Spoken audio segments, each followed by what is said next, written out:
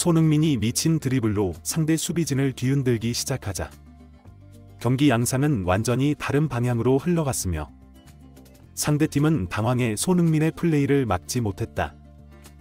허둥지둥 직접 손흥민의 플레이를 저지하기 위해서는 어쩔 수 없이 파울로 모든 것을 끊을 수밖에 없었다.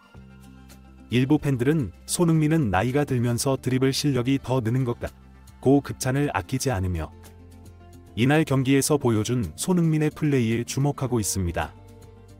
몇몇 축구 전문가들은 손흥민은 지난 시즌 톱에서 많은 경험치를 누적하면서 이번 시즌에는 과거와 달리 좌측 윙 포워드 역할을 맡을 때 하지 않던 놀라운 플레이들을 하고 있다고 말하면서 이날 경기에서도 손흥민의 이런 면이 유감없이 발휘되었던 경기라고 말해 많은 팬들의 이목이 집중되고 있습니다. 이날 경기에서 손흥민의 맹활약을 알아보겠습니다. 토트넘 호스퍼는 13일 오전 5시 스코틀랜드 글래스고의 아이브록스 스타디움에서 레인저스를 상대로 2024-25 유럽 축구 연맹 유로파 리그 페이즈 6차전 원정 경기를 치렀습니다.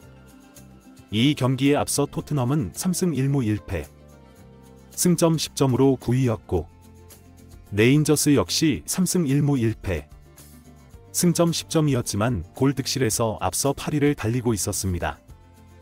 영국 현지 토트넘 팬들은 만약 이 경기에서 진다면 포스테코글루가 경질될 것이라는 날선 반응을 보이며 주전 선수들의 햄스트링을 모두 터뜨리면서 선수단을 제대로 운영 못하는 초보 감독은 가야 한다고 목소리를 높이고 있습니다. 그도 그럴 것이 포스테코글루는 최근 7경기에서 1승 2무 4패를 하고 있고 리그에서는 11위, 유로파 리그에서는 9위를 하고 있어 역대 최악의 성적을 거두고 있기 때문에 이번 경기는 포스테코글루의 생명이 연장이 되느냐 안 되느냐를 가르는 중요한 경기가 될 것이라는 것이 영국 현지 매체들의 분석이었습니다. 이런 분위기를 아는 듯 엔제 포스테코글루 감독은 최근의 부진을 만회하고자 자신이 가지고 있는 최고의 카드, 즉 토트넘 최고의 에이스이자 주장인 손흥민 원톱 카드를 꺼내들었습니다. 그리고 좌측의 베르너, 우측의 존슨, 공격형 미드필더의 메디슨, 그리고 수비형 미드필더의 비수마, 벤탄쿠르, 좌우 풀백을 내세웠는데요. 이 라인업을 본 많은 축구 팬들은 원톱으로 출전한 이 경기에서 멀티골을 넣으며 다시 골감각을 다듬어야 한다고 말하며 손흥민이 스스로 슬로우 스타터라고 했는데 이제 시즌이 반을 지났으니 골 폭죽을 슬슬 시작할 때가 되었다. 고 기대감을 한껏 드러냈는데요. 또 다른 팬들 역시 손흥민은 체력적으로 후반부에 갈수록 더 나은 폼을 보여주는 경우가 많았는데 첼시전에서 골을 기록했으니 레인저스 원정에서도 연속골을 기대해 볼 만하다고 주장하기도 했습니다. 경기가 시작되자 홈팀 레인저스는 토트넘을 적극적으로 압박하면서 홈의 이점을 살려나갔습니다.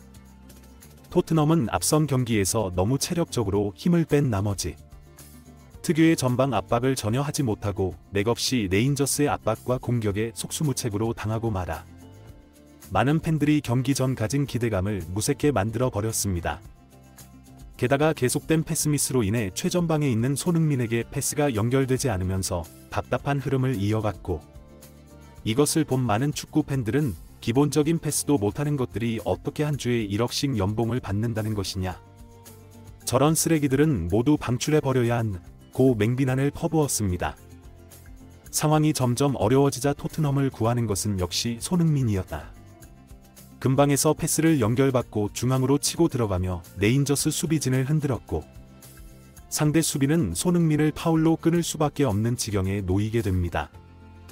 파울로 끄는 공이 흘러 결국 베르너에게 연결되고 베르너는 이것을 오른발 가마차기로 골대를 겨냥했지만 그대로 빗나가며 팬들의 아쉬움을 자아냈는데요.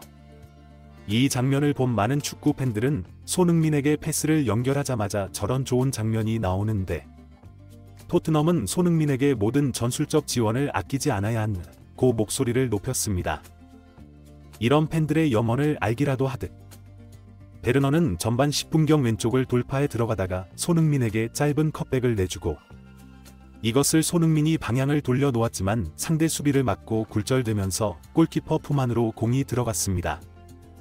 많은 축구 전문가들은 손흥민이 0점을 조절하는 과정이라고 말하면서 역시 손흥민이 공을 잡을 때마다 위협적인 장면이 나오는데 좌우 윙어들이 패스 능력이 평균적인 수준 이하로 떨어지는 상황이라 과연 손흥민에게 패스가 제대로 연결될지 의문이라고 말했습니다.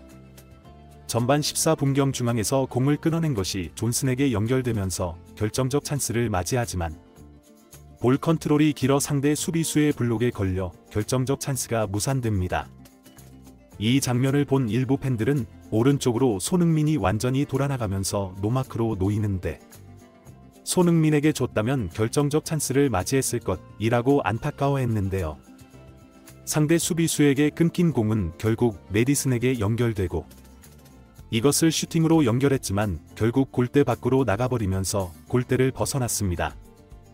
이 장면을 두고 몇몇 팬들은 논스톱으로 차야 하는데 이것을 잡아놓고 차기 때문에 타이밍이 늦어서 상대 수비에 맞고 굴절된 것이라고 말하면서 저런 모습을 보면 슈팅 감각에서 메디슨은 손흥민에게 아예 견줄 수가 없는 수준이다. 처참한 경기력이다 라고 평했습니다.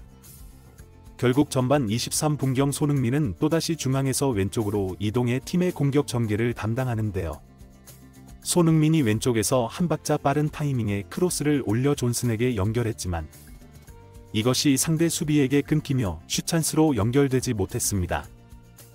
몇몇 축구 전문가들은 존슨이 공을 소유할 의욕 자체가 없다고 말하면서 상대 수비와 1대1이면 그 앞으로 잘라 들어가면서 슈팅을 하는 훈련을 수없이 했을 텐데 저런 기본적인 움직임 자체를 하지 못하니 손흥민이 수십 번을 떠먹여줘도 겨우 선방밖에 넣지 못한다고 비판했습니다.